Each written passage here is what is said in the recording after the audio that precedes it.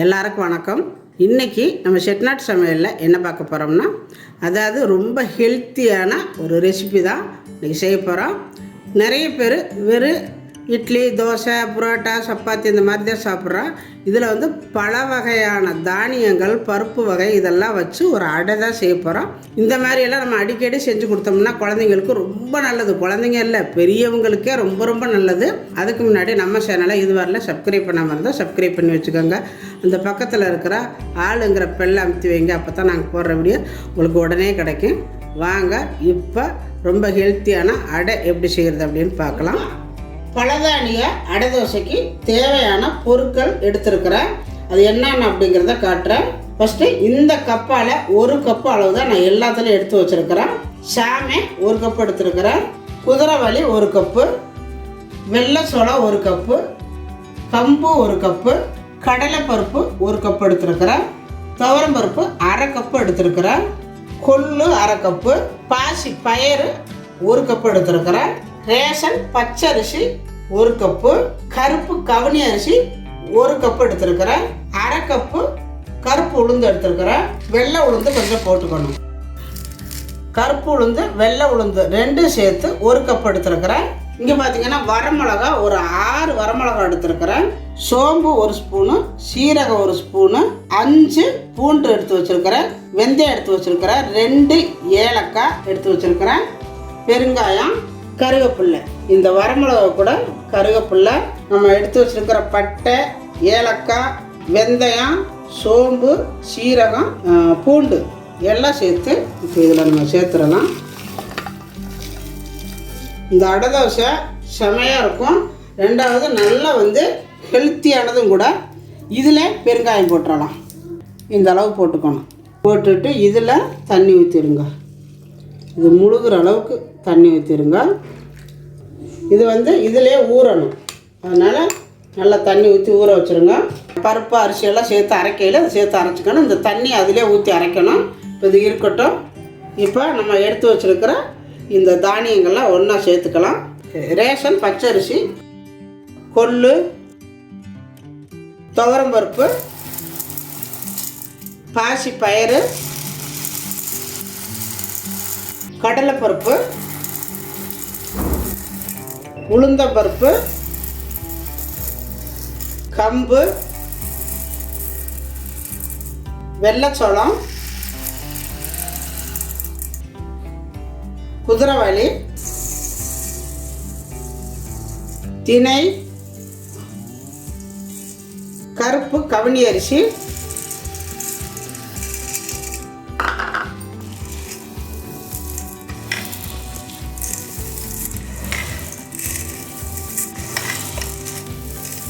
இப்போ நம்ம இதை ஊற வைக்கணும். இதில் கொள்ளாது, வேறு பாத்திரத்தில் மாற்றிக்கலாம்.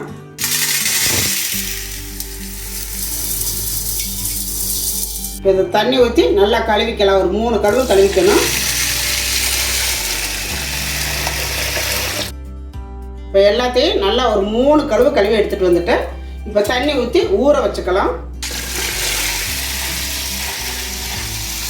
இது வந்து நம்ம இட்லி தோசைக்கெல்லாம் ஊற வைப்போமே, அந்த மாதிரி 4 மணி நேரம் ஊறணும். அப்போ தான் எல்லாம் சேர்ந்து நல்லா ஊறும். ஊறட்ட நான் ஆட்டையில் நான் காட்டுறேன். இப்போ நம்ம அரிசியை ஊற வச்சு 4 மணி நேரம் ஆயிடுச்சு. பாருங்கள், நல்லா ஊறி நிற்குது.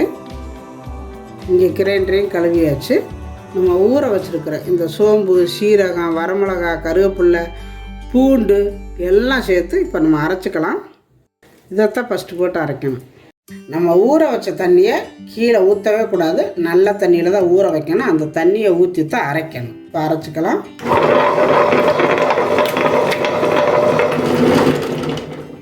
இப்போ இது போட்டு ஓரளவு அரைபடணும். ஏன்னா நம்ம வந்து இந்த கல்லில் வந்து முழு மிளகாயெல்லாம் அரைபடாது. அதனால் இதை வந்து பாருங்கள் லூஸ் பண்ணிக்கணும். இதை டைட் பண்ணிட்டிங்கன்னா அரைபடாது, கல் வந்து சுத்தாது. அதனால் இதை லூஸ் பண்ணிவிட்டு இந்த மாதிரி விட்டுட்டு போட்டிங்கன்னா 2 கல்லும் சுத்தம். எல்லாமே சேர்ந்து பாருங்கள் நல்லா அரைபட்டுருச்சு. நான் எதுக்கு சொல்கிறேன்னா, நிறைய பேர் போட்டு ஆட்டுவீங்க, அரைபடாது. இவங்க போட்டு நல்லா அரைஞ்சிச்சே, நம்மளுக்கு அரையலையே அப்படின்னு நீங்கள் நினைப்பீங்க. அதுக்காகத்தான் இந்த மாதிரி நான் சொல்கிறேன். இது மாதிரியெல்லாம் ஓட்டி விடாமல் நீங்கள் பார்த்தீங்கன்னா இந்த சின்ன சின்ன விஷயமெல்லாம் நான் சொல்கிறது உங்களுக்கு புரியும். அப்போ நம்ம வந்து அதுலேருந்து எப்படி பண்ணலாம் அப்படிங்கிறத நீங்களே புரிஞ்சு பண்ணிக்கலாம். இப்போ பாருங்கள், நான் போடுறேன், ஓடும் பாருங்கள் நல்லா. இப்போ நம்ம டைட் பண்ணிட்டோம்னா அவ்வளோ கொண்டு சுற்றாது, அதாவது இந்த இதெல்லாம் இறங்கிக்கும். இந்த மாதிரி நம்ம டைட் பண்ணிவிட்டு போட்டோம்னா அந்த மிளகாயெல்லாம் மாட்டிக்கு இதுக்குள்ள ஓடாது கல்.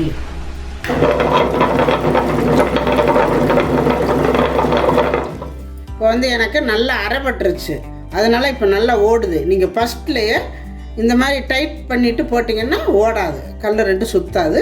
கிரைண்டர் ஓடும், கல் சுற்றாது. அதனால் நான் சொன்ன மாதிரி போட்டுக்கோங்க. இப்போ நம்ம இதில் அரிசியை போட்டுக்கலாம். இது ஓரளவு அரைப்பட்டுருச்சு. இப்போ நம்ம அரிசியை போட்டுக்கலாம்.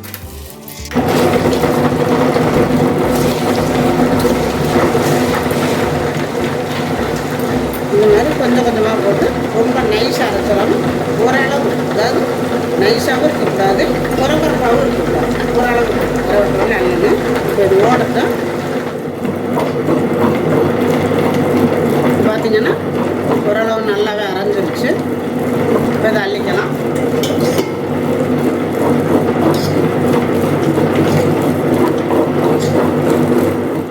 இப்போ நம்ம ஆட்டி எடுத்தாச்சு, எல்லாமே தண்ணியெல்லாம் ஊற்றி கழுவி அள்ளிட்டு இப்போ அதை நல்லா கலக்கி வச்சிடலாம். இப்போ நம்ம எல்லாமே ஆட்டி அள்ளியாச்சு, இதே மாதிரி கலக்கி வச்சுருவோம். ஏன்னா நம்ம ஆட்டையில் உப்பெல்லாம் போட்டாச்சு. பாருங்கள், இது வந்து இப்போ நான் நைட்டுக்கு செய்கிறதுக்கு தான் இப்போ ஆட்டி வைக்கிறேன். காலையில் ஊற வச்சேன், இப்போ 2 மணி ஆயிடுச்சு. நான் ஆட்டி வச்சுருக்கிறேன். 2லேருந்து 3, 4, 5, 6, 7 மணிக்கு ஊற்றுறதுக்கு 5 மணி நேரம் நல்லாயிருக்கும். ஏன்னா இது வந்து உடனே வந்து நம்ம ஊற்றலாம், நல்லாயிருக்கும். ஆனால் சாப்பிட்றதுக்கு டேஸ்ட் இருக்காது. இந்த அடை தோசையெல்லாம் உடனே ஊற்றுவாங்க, அப்போவே ஆட்டினோடனே ஊற்றுவாங்க. பார்க்குறதுக்கு நல்லாயிருக்கும், நல்லா சாஃப்டாக இருக்கும். ஆனால் சாப்பிடும் பொழுது டேஸ்ட் இல்லாமல் ஒரு மாதிரி இருக்கும், வரவரப்பாக. இந்த மாதிரி ஒரு 2-3 மணி நேரம் 4 மணி நேரம் புளிக்க வச்சு நம்ம ஊற்றினோம்னா எந்த அடை தோசையாக இருந்தாலும் அவ்வளோ அருமையாக இருக்குங்க, நல்லா இருக்கும். இப்போ இருக்கட்டும், நம்ம மூடி வச்சுருவோம். இப்போ நம்ம மாவு ஆட்டி வச்சு 4 மணி நேரம் ஆச்சு. பொங்கிக்கிட்டெல்லாம் வரல, ஆனால் இவ்வளோ நேரம் இருந்தாலே போதும். பொங்கிக்கிட்டு வரணுங்கிறதெல்லாம் இல்லை, ஏன்னா கொஞ்சம் புளிப்புத்தன்மை வேணும், அதுக்கு தான். இது இருக்கட்டும். இதுக்கு வந்து ஒரு சட்னி அரைச்சிக்கலாம். இதுக்கு நான் சட்னிக்கு எடுத்து வச்சுருக்கிறேன் 2 மூடி தேங்காய், கொஞ்சம் போல் பொட்டுக்கடலை, பச்சை மிளகாய், புளி, பூண்டு, இஞ்சி, கருவேப்பிலை. இந்த சட்னிக்கு இதை ஃபஸ்ட்டு இந்த பச்சை மிளகாயை நல்லா வதக்கிடணும். வதக்கிட்டு அரைச்சிங்கன்னா அது ஒரு டேஸ்ட்டாக இருக்கும். இந்த தேங்காய் சட்னி இன்றைக்கி நான் செய்கிற மாதிரி இன்றைக்கி செஞ்சு பாருங்கள், ரொம்ப வித்தியாசமாக டிஃப்ரென்ஸாக இருக்கும், டேஸ்ட்டாக மணமாகவும் இருக்கும். இப்போ அது எப்படி செய்யுது அப்படின்னு பார்க்கலாம். இப்போ சட்னி தாளிக்கிறதுக்கு ஒரு ஃபேன் அடுப்பில் வச்சுருக்கிறேன். இதில் கொஞ்சம் போல் எண்ணெய் விட்டுக்கலாம். இதில் கொஞ்சம் போல் கடுகு, கொஞ்சம் போல் உளுந்தம்பருப்பு, 4 வரமிளகா நல்லா போட்டுட்டு நல்லா பொரிய வதக்கணும். நம்ம எடுத்து வச்சுருக்கிற இந்த பச்சை மிளகாயை போடணும். நல்லா வந்து வெள்ளையாக வர்றது வதக்கணும். வெடிக்கும், ஆனால் பார்த்துக்கணும். அடுப்பை நல்லா குறைச்சி வச்சுருங்க, இந்த மாதிரி வெடிக்கும். இது தள்ளி நின்றுக்கோங்க, இல்லைன்னா ஒரு பாத்திரத்தை எடுத்து இந்த மாதிரி வெடிக்காமல் இப்படி கூட செஞ்சுக்கலாம். வச்சுக்கிட்டிங்கன்னா வெடிச்சிடாது. ஆனால் இந்த பச்சை மிளகா நல்லா வெள்ளையாக வர்றது அந்த எண்ணெய்க்குள்ளே பொரிய விடணும். பார்த்தீங்களா, வெள்ளையாக வந்துடுச்சா பச்சை மிளகா? இந்த அளவு வெள்ளையாக வந்தால் போதும். இப்போ நம்ம எடுத்து வச்சுருக்கிற இந்த கருவேப்பிலையை அதில் சேர்த்துக்கலாம். கருவேப்பிலை வந்து போட்ட உடனே அடுப்பை ஆஃப் பண்ணியிருக்கணும். இந்த கருவேப்பிலை கொஞ்சம் நேரம் இந்த எண்ணெய்க்குள்ளே நல்லா பொரிஞ்சு, அதாவது நல்லா முறுமுறுன்னு வரணும். அப்போ தான் சட்னி டேஸ்ட்டாக இருக்கும். அவ்வளோதான், நல்லா வந்து கருவேப்பிலையெல்லாம் நல்லா முறுமுறுன்னு வந்துடுச்சு. இப்போ இதில் கொஞ்சம் போல் தண்ணி விட்டுக்கோங்க. இதை மூடி வச்சுருங்க. இந்த வாசனை வெளியில் போயிடாமல் மூடி வச்சுருங்க. ஒரு 2 செகண்ட் மூடி வச்சுட்டு இப்போ எடுத்துக்கலாம். இப்போ நம்ம சட்னி அரைக்கிறதுக்கு தேங்காயெல்லாம் மிக்ஸி ஜாரில் சேர்த்துக்கலாம். பூண்டு, புளி, இஞ்சி, பொட்டுக்கடலை எல்லாம் சேர்த்துக்கலாம். தேவையான அளவு உப்பும் சேர்த்துக்கலாம். இங்கே வதக்கி வச்சுருக்கிற இந்த பச்சை மிளகாயை எடுத்துக்கோங்க.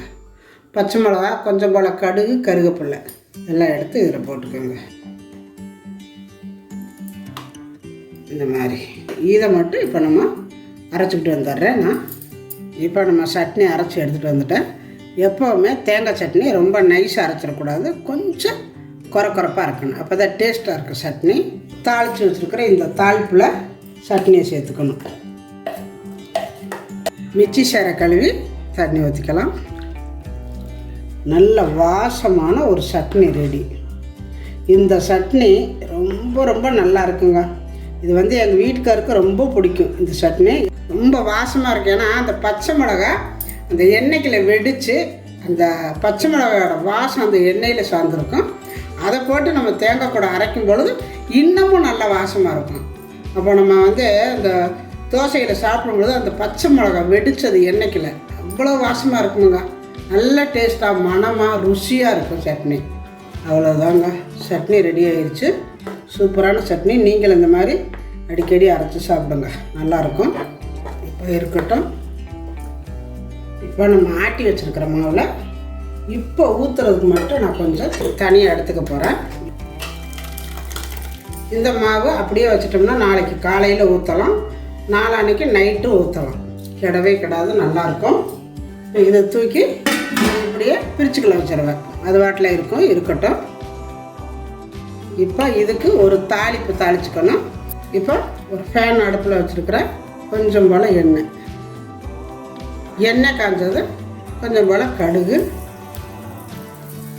வெடித்ததும் பொடியாக கட் பண்ணி வச்சுருக்கிற கருவேப்பிலை அது சேர்த்துக்கலாம். ஒரு 2 பெரிய வெங்காயம் கட் பண்ணி வச்சுருக்கிறேன், அதையும் சேர்த்துக்கலாம். வதங்குறதுக்கு கொஞ்சம் போல் கல் உப்பு. நம்ம ஏற்கனவே மாவில் உப்பு போட்டுக்கிறோம், இதில் போடும் பொழுது பார்த்து போட்டுக்கோங்க உப்பு. இந்த வெங்காயம் நல்லா வதங்கணும், அப்போ தான் அந்த தோசை வந்து நல்லா மணமாக இருக்கும். அதனால் நல்லா பொன்னரம் வர்றது வதங்கட்டும். பாருங்கள், நல்லா பொன்னரம் வந்துருச்சு. இந்த மாதிரி இருக்கணும். கொத்தமல்லி தழை பொடியை வெட்டி வச்சுருக்கிறேன், அதையும் சேர்த்து லைட்டாக வதக்கிக்கலாம். கொத்தமல்லி தலையை பச்சையாக போடலாம், ஆனால் இந்த மாதிரி வதக்கி போடும் பொழுது இந்த கொத்தமல்லி ஃபுல்லாக அதில் வாசம் இறங்கிடும், அப்போ நல்லாயிருக்கும். அதனால் இந்த மாதிரி வதக்கிடுங்க. அவ்வளோதான். இது இறக்கிக்கலாம். இறக்கிட்டு தோசைக்கல் அடுப்பில் வச்சுக்கலாம். இப்போ நம்ம எடுத்து வச்சுருக்கிற இந்த மாவில் நம்ம வதக்கி வச்சுருக்கிறதெல்லாம் சேர்த்துக்கலாம். நல்லா கலக்கி விட்டுக்கோங்க. இதை வந்து நம்ம அப்படியே கூட ஊற்றி சாப்பிட்றதுனாலும் சாப்பிடலாம். இந்த மாதிரி வதக்கி போடும் பொழுது ரொம்ப நல்ல டேஸ்ட்டாக இருக்கும்.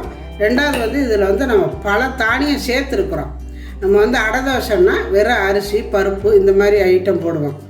அதுக்கு வந்து நம்ம தாளித்து கொட்டாமல் கூட சுட்டுக்கலாம், நல்லாயிருக்கும். இதில் வந்து பல தானியம் சேர்த்துருக்கிறதுனால ஒன்றுக்கு ஒன்று ஒவ்வொன்றும் இந்த குருதவள்ளி சாமையெல்லாம் வந்து லைட்டாக ஒரு கசப்படிச்ச மாதிரி இருக்கும். அப்போ குழந்தைங்க சாப்பிட மாட்டேன்பாங்க. அதுக்காகத்தான் இந்த மாதிரியெல்லாம் நம்ம தாளித்து கொட்டி நல்லா வாசமாக செஞ்சிட்டோம்னா நல்லா அந்த வாசம் வந்துருச்சுன்னா நல்ல டேஸ்ட்டாக வாசமாக இருந்தாலும் சாப்பிட்ருவாங்க, யாரும் கண்டுபிடிக்க முடியாது. அதுக்காகத்தான் இப்போ நான் தாளித்து போட்டிருக்கிறேன். இதில் இன்னொன்று வந்து இந்த தோசை கொஞ்சம் கலராக தான் இருக்கும், அதாவது கருப்பாக தான் இருக்கும், நல்ல வெள்ளையாக வராது. ஏன்னா நம்ம வந்து கொள்ளு போட்டிருக்குறோம், கருப்பு உளுந்து போட்டிருக்குறோம், கருப்பு கவுனி அரிசி போட்டிருக்குறோம். அப்போ அந்த கருப்பு உளுந்து ஓடெல்லாம் நம்ம வந்து அந்த தோலெல்லாம் எடுக்கலை, முழுசாகவே போட்டு அப்படியே ஆட்டிட்டோம். நல்லா வந்து சத்து உள்ளது பொருளாக போட்டு தான் இன்றைக்கி நான் செய்கிறேன். அதனால் தோல் உளுந்தோடவே போட்டுட்டு நான் கழுவியெல்லாம் எடுக்கலை.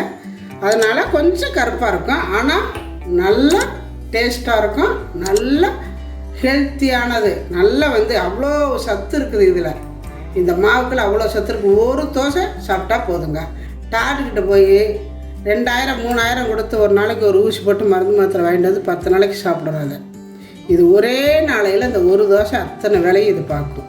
அந்த அளவுக்கு மருத்துவ குணம் உள்ளது. இதெல்லாம் வந்து நம்ம சாப்பிட மாட்டேங்கிறோம் இப்போ இருக்கிறவங்கெல்லாம். இந்த மாதிரியெல்லாம் போட்டு செஞ்சு கொடுத்தா தான் சாப்பிடுவாங்க. இப்போ தோசைக்கல்ல காஞ்சிட்ருக்குது, இப்போ ஊற்றிக்கலாம். இதை வந்து நைஸாக ஊற்றுறதுனால ஊற்றலாம், இருந்தாலும் இதை வந்து அடை மாதிரி தான் ஊற்றணும். அழகர் கோயிலுக்கு போனோம்னா ஒரு அடை தோசை தருவாங்க, அதாவது இத்தா சோடு இருக்கும், நல்லா மொத்தமாக இருக்கும், இத்த சோடு மொத்தமாக இருக்கும். அது வாங்கி சாப்பிட்டா அவ்வளோ டேஸ்ட்டாக இருக்குங்க. அது கிடைக்காதான்னு மறுபடி போய் அலையமாக கொடுக்க மாட்டாங்க, ஒரு தடவை தான் தருவாங்க. அதாவது ஒரு குடும்பத்துக்கு ஒன்று தான் தருவாங்க. அவ்வளோ டேஸ்ட்டாக இருக்கும். இதுவும் அதே மாதிரி தான், அத்தனை இதுவும் போட்டு நம்ம செஞ்சுருக்கிறோம். அவங்க வந்து இந்த மாதிரி பலதானியத்தை போட்டு தான் அந்த ரொட்டி சுட்டு கொடுப்பாங்க முதலெல்லாம். அவ்வளோ நல்லாயிருக்கும். அதே மாதிரி தான் இது வந்து கனமாக தான் ஊற்றணும். ஒரு 2 கரண்டி எடுத்துங்க. எடுத்துட்டு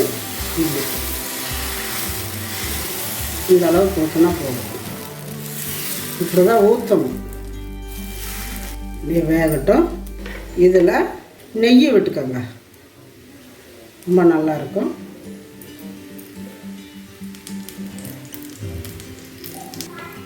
லேசாக வெந்ததும் இந்த மாதிரி எடுத்து விட்டுருங்க.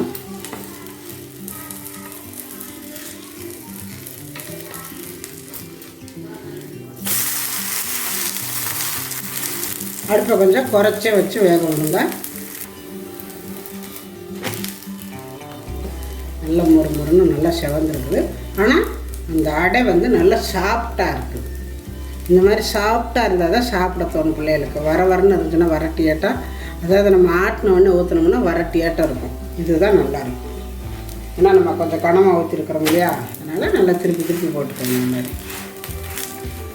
மாதிரி வெந்துருச்சு, எடுத்துக்கலாம். நவதானிய அடை எவ்வளோ அருமையாக வந்துருக்கு பாருங்கள். இதை வந்து நம்ம நைஸாக ரோஸ்ட் மாதிரி கூட ஊற்றிக்கலாம். தண்ணி போட்டு நம்ம நெய் போட்டுக்கிறோம், அதில் இழுக்க வராது. எண்ணெயோ நெய் எதுவும் இருந்தாலும் இழுக்க வராது.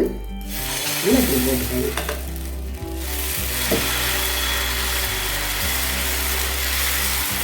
இந்த மாதிரி நைஸாகவும் ஊற்றிக்கலாம். வரும், நல்லா இழுக்கிறதுக்கெல்லாம் வரும். இந்த மாதிரி இப்போ அடுப்பை கூடு ஸ்பீடாக வச்சுக்கோங்க. நல்லா வலிச்சு விட்டுருங்க. இதில் நெய் விட்டுக்கோங்க. இந்த மாதிரி ஃபுல்லாக அப்படி இழுத்து விட்டுக்கோங்க. நெய் எல்லாத்துலேயும் சாடுற மாதிரி. அடுப்பை நல்லா குறைச்சி வச்சுட்டிங்கன்னா நல்லா முறுமுறுன்னு வரும். அடுப்பை ஸ்பீடாக வச்சிங்கன்னா சீக்கிரம் வந்து மேலே வேகாது, கீழே கறி போயிடும். அதனால் ஓரளவு வெந்ததுக்கப்புறம் அடுப்பை நல்லா ஃபுல்லாக குறைச்சிருங்க. உங்களுக்கு மொறுன்னு வேணும் அப்படின்னா பாருங்க, நல்லா வெந்துருச்சு. இந்த மாதிரி கலர் மேலெல்லாம் வந்துருச்சு பாருங்கள். இப்படி வரணும்னா அடுப்பை குறைச்சே இருக்கணும். இப்போ பாருங்கள், நல்லா வந்திருக்கு. நவதானியத்தில் அடை எவ்வளோ அருமையாக வந்திருக்கு பாருங்கள். நல்லா இது வந்து நைஸாக ஊற்றின தோசை, நல்லா மொறுன்னு எப்படி இருக்குது பாருங்கள். செமையாக இருக்குது அடை. இந்த அடைக்கு தேங்காய் சட்னி 11 வகையான தானியங்களை வச்சு அடை ரொம்ப அருமையாக வந்திருக்கு பாருங்கள். செமையாக இருக்குது. இந்த மாதிரி அடை நீங்கள் ஒரு அடை செஞ்சு கொடுத்தாலே போதும் குழந்தைங்களுக்கு, அவ்வளோ அருமையாக இருக்கும். அதுக்கு தேங்காய் சட்னி நல்லா பக்குவமாக அரைச்சி வச்சுருக்கிறேன். இந்த தேங்காய் சட்னிக்கு இந்த அடைக்கு அவ்வளோ அருமையாக இருக்கும். ஏன்னா கலர் மட்டும் கொஞ்சம் கம்மியாக இருக்குதுன்னு நினைப்பீங்க.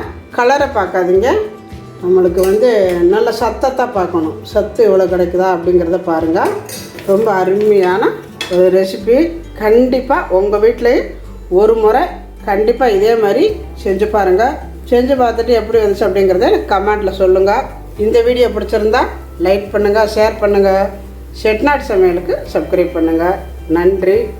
வாழ்க வளமுடன். பாருங்கள், நான் ஒன்று எடுத்து பிச்சு காட்டுறேன் உங்கள்கிட்ட. எவ்வளோ சாஃப்டாக இருக்குன்னு பாருங்கள். நான் நீங்கள் கூட ஒரு மாதிரி இருக்குன்னு நினைப்பீங்க. எவ்வளோ சாஃப்டாக இருக்குது பாருங்கள். அவ்வளோ அருமையாக இருக்குது பாருங்கள்.